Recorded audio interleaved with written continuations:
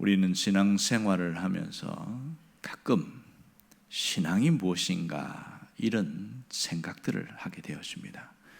신앙생활하면서 내가 정말 제대로 신앙이 있는가 이런 의문점을 가질 때가 있습니다. 왜냐하면 신앙이 좋은 것 같은데 막상 눈앞에 현실에 어려움이 탁 부닥칠 때에 물밑에 밀려오는 걱정과 근심과 불안과 두려움이 나를 확 사로잡는 걸 보면서 과연 내가 신앙이 있는 사람 맞나 그런 생각이 들 때가 있습니다.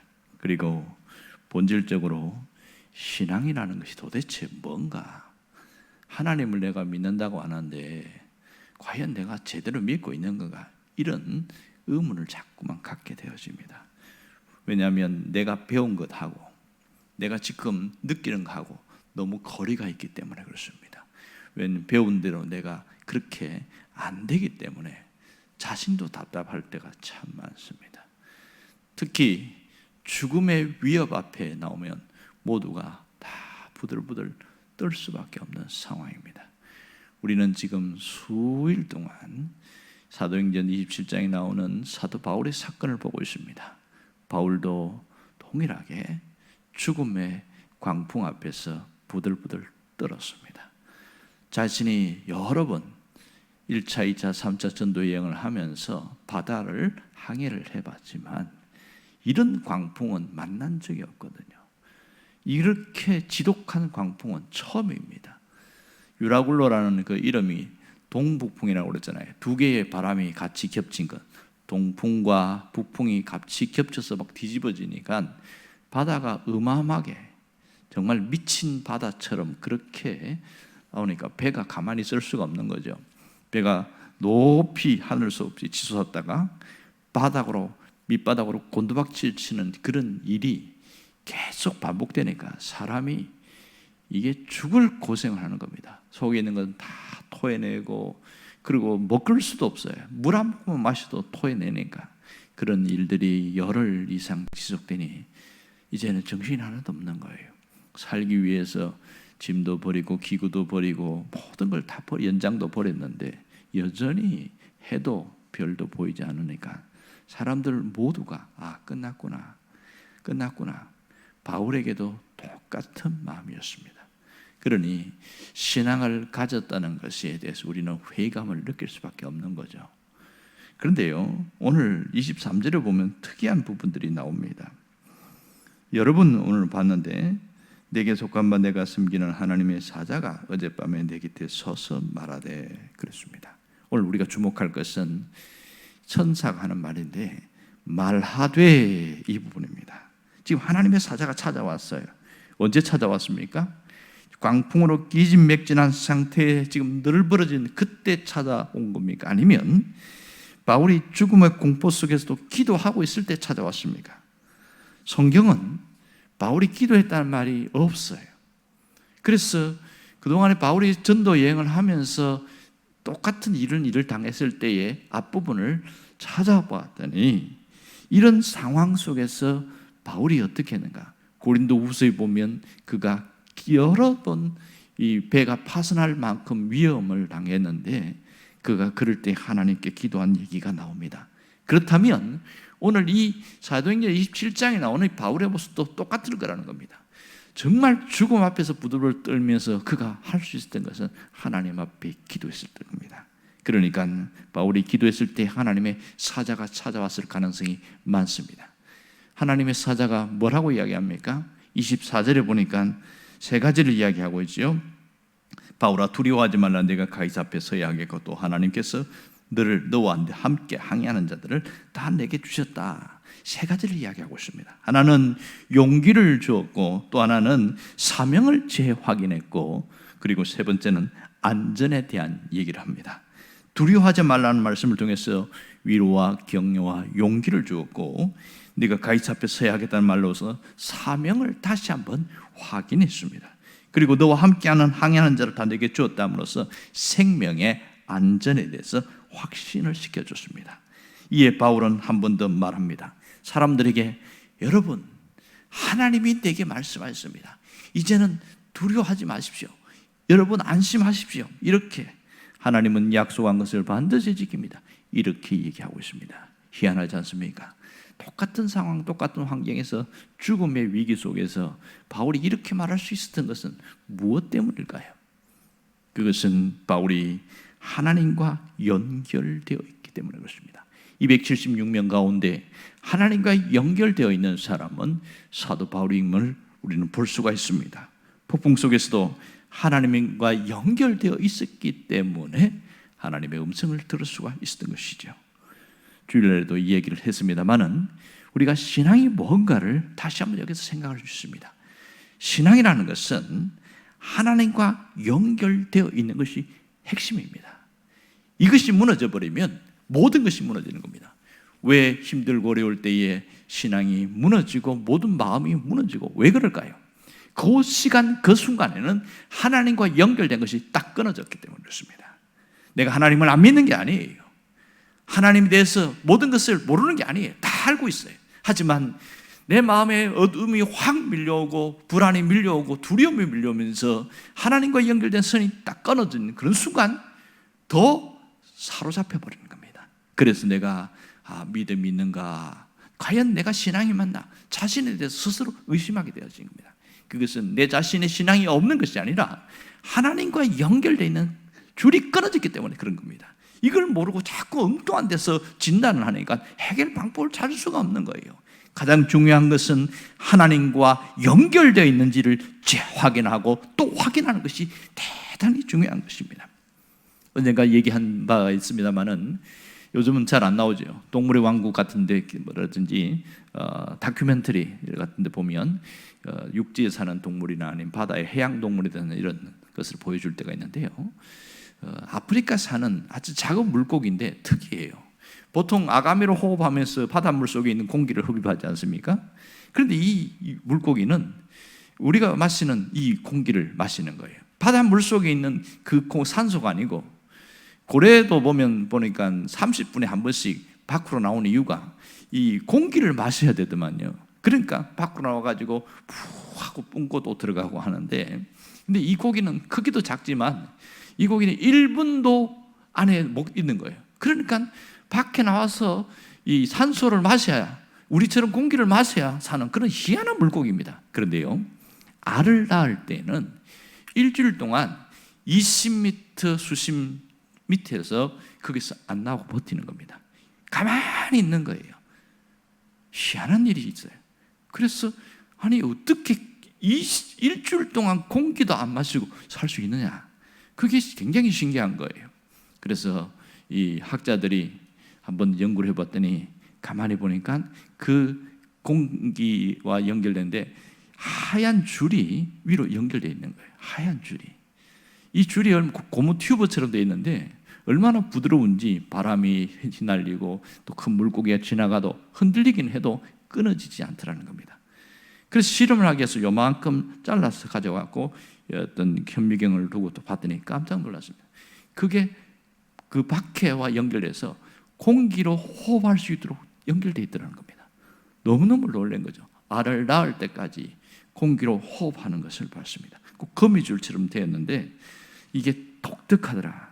자, 여기서 우리는 중요한 것을 깨달을 수 있습니다. 믿음의 생활이 무엇인가, 신앙생활이 과연 무엇인가를 알 수 있습니다. 하나님과 연결되어 있는 것이 신앙생활의 기본인데 우리는 삶에 어려움이 찾아오고 문제가 생기고 환경이 막 영향받으면 그 자체를 잊어버리는 거예요. 잊어버리고 살아가는 겁니다. 여러분, 예수 믿는 사람과 안 믿는 사람의 차이가 무엇일까요? 우리가 삶 가운데 현실에서 예수 믿는 거 안 믿는 것의 차이가 뚜렷하게 나타나지 않습니다. 물질적으로 어려운 건 똑같이 어려웠고 몸이 아픈 건 똑같이 아픕니다. 의사들이 말합니다. 예수 믿는 사람이나 안 믿는 사람이나 병 걸리는 것은 똑같습니다. 그렇게 말합니다. 예수 믿는다고 해서 갑자기 태풍이 오다가 50m에서 딱 멈춰버리고 그런 일은 없거든요. 똑같이 당합니다. 그런데요, 차이가 있다면 하나입니다. 그것은 하나님과 연결되어 있느냐 끊어져 있느냐, 그 차이입니다. 하나님과 연결되어 있는 사람은 진정한 그것 때문에 그 어려움 속에서도 다시 살아나는 놀라운 일들이 생기는 거예요. 저 사람 저러다가 죽는 거 아니야? 그런데 보니까 어느 날 슬금슬금 자기가 거기서 그 구석에서 기어 나오는 거예요. 그리고 자기 삶의 자리로 나가는 겁니다. 어떻게 저럴 수 있지? 저 사람 저렇게 하다가 망하는 것 같은데 한 그런 겁니다. 마음에 소망이 있는 사람은요, 일어납니다. 사람의 마음에 절망이 오는 사람은 무너집니다. 이 차이밖에 없습니다. 그러므로 우리는 내가 힘들 때에 자신을 돌아봐야 됩니다. 우리는 이 두 가지 이 광풍이 몰아칠 수 있는데, 외적으로 몰아치는 광풍이 있고 또 내적으로 몰아치는 광풍이 있습니다. 그래서 두 가지 중에 보면 사람들이 어떤 일들 때문에, 사람과의 관계 때문에 틀어지거나 배신을 당하거나 하면 내면적으로 심리적 광풍이 몰아칩니다. 여러 날 몰아쳐서 그것 때문에 가슴 아리하면서 두고두고 괴로워합니다. 어떤 분들은 질병 때문에 외적인 광풍이 불어서 삶이 확 무너지는 것 같은 느낌이 들 때가 있습니다. 이렇든 그 어떤 광풍이나 할지라도 하나님과 연결되어 있는 사람은 사람이 달라요. 그래서 내가 이 광풍이 몰아칠 때에 직격탄을 맞으면서 죽을 것 같고 모든 것이 무너질 것 같은 그런 상황 속에 놓이는 건 사실입니다. 사실과 느낌은 달라야 됩니다. 언젠가 그 얘기했지요. 느낌을 믿지 말고 하나님이 함께 한다는 사실을 믿으라, 그 얘기를 했습니다. 그런데 우리는 성경을 통해서 머릿속에 있으면서도 내가 실제 현장에서는 그게 하나도 생각이 안 난다는 거예요. 이게 문제인 것이죠. 하나님과 연결되어 있는지 스스로 자신을 확인해 봐야 됩니다. 그래야 내가 어떻게 해야 될까 방향이 확 달라지게 되는 것이죠. 여러분, 하나님과 연결되어 있는 사람은 너무 달라요. 똑같이 불안해요. 너무너무 두려워요. 너무 걱정 근심이 많아요. 그런데요, 하나님과 연결되어 있는 사람은 그 불안을 뛰어나와서 이겨내는 거예요. 그리고 두려움을 뛰어넘고 걱정 근심을 뛰어넘는 이런 놀라운 일이 있습니다. 여러분, 스페포드라는 유명한 분이 있는데 찬송가에도 나오는데요, 그분이 쓴 찬송가가 412장인데 내 평생에 가는 길 순탄하여 늘 잔잔한 강가든지 큰 풍파로 무섭고 어렵든지 나의 영혼은 늘 편하다, 이 찬양을 지었는데요, 그런데 이분이 찬양을 지을 때가 기가 막힌 어려움을 당했습니다. 자기가 지금 늦게 출발하는데 아내와 자식들을 이제 배에 태워서 대서양을 건너가는데, 그만 큰 풍랑에서 아내는 구살생활을 살았는데 자식이 그 바다에 빠져 죽었어요. 그 비보를 듣고 다시 배를 타고 그 현장을 하는데 기가 막힌 거예요. 마음이 그냥 얼마나 강력한 풍랑이 일어나는지, 그 절망이 밀려오는데 상실감의 그 아픔, 왜 하나님이 이랬을까? 이 모든 캄캄한 어려움 속에서 괴로워하고 또 괴로워하면서 거기서 이다가 잠깐 잠이 들었다가 다시 깨어나는데, 그가 하나님 왜 내가 이렇습니까? 왜 이렇습니까? 이러면서요, 그의 마음에 불현듯 마음에 순식간에 평안이 밀려오기 시작하던 겁니다. 그가 기도하는 가운데 평안이 밀려오면서 그동안 자기가 갖고 있는 마음에 힘을 하시는 모든 것이 순식간에 싹 빠져나가는 느낌이 들었습니다. 그러면서 자신이 신앙 고백으로 내 마음이 잔잔하고 평안하든지, 그리고 내 마음에 엄청난 풍파가 일어서 무섭고 두렵든지 주님 안에서는 내 영혼은 평안을 누린다, 그 간증을 찬양시로 썼고 다른 분이 거기다가 곡을 얹어서 찬송가가 되었습니다. 여러분, 무엇이 문제일까요? 환경이 문제가 아니라 하나님과 연결되어 있느냐 있지 않느냐가 문제입니다. 우리는 평안할 때는 하나님과 연결되어 있는 삶을 잘 살아갑니다. 하지만 문제가 생기고 환경이 어려움이 오고 마음속에 심각한 풍랑이 일어나면 그 순간 어느 순간 하나님과 연결된 선이 뚝 끊어질 때가 있어요. 그때는 모든 문제들이 몰아서서 짓눌러 버립니다. 아무것도 할 수 없게 만들어 버려요. 잠도 잘 수도 없고 먹어도 먹는 것 같지도 않고 너무 기지맥진하니까 할 수 없어서 먹는 거지, 살기 위해서 먹는 거지, 이게 먹는 게 아니에요. 사는 게 아니에요. 문제는 어디에 있을까? 하나님과 연결된 것이 끊어졌다는 겁니다. 여러분, 하나님과 연결된다는 게 도대체 뭘 얘기합니까? 그것은 하나님과의 영적인 교제를 말하는 겁니다. 영적인 교제. 여러분, 하나님과의 영적인 교제를 우리는 뭐라고 표현합니까? 기도라고 말합니다. 그냥 답답해서 하나님 앞에 하는 기도와 영적인 교제로 하는 기도는 차원이 다릅니다. 하나님, 왜 이 문제입니까? 마음속에서 원망이 터져나오면서도 기도할 수 있고요. 그리고 뭔가 막 다급하게 살려달라고 매달리면서 기도할 수도 있어요. 그것도 기도는 맞겠지요. 그런 것을 영적인 교제라고 하지 않습니다. 이 모든 것을 살든지 죽든지 모든 것을 주님께 내가 맡기는 것이 영적인 교제라는 것을 알아야 됩니다. 이게 제대로 된 기도가 된 것이죠. 여러분, 사람이 다급하면 하나님을 찾아요. 하나님께 도움을 요청해요. 그런데도 내 마음이 답답하고 풀리지 않는 것은 하나님과의 교통이 일어나지 않아서 그런 겁니다. 왜 그럴까요? 내가 갖고 있는 이 불안과 두려움과 이 염려와 공포를 꽉 붙들고 있는 상황 속에서 기도하니까 아무리 기도해도 해결이 안 되잖아요. 그러나요, 하나님, 내가 생명까지도 하나님께 맡기겠습니다. 그 순간 영적인 교제가 일어나게 되었습니다. 여러분, 바울이 이 어려운 상황에서도 두려워하지 않을 수 있었던 것은 하나님과 영적인 교통함이 있었기 때문에 그렇습니다. 그럴 때에 하나님이 천사를 보내어서 바울아, 두려워하지 말라. 네가 가이사 앞에 서야 하겠고 이 모든 생명을 너에게 맡겨놓으라. 그렇게 하면서 완전히 달라져 버립니다.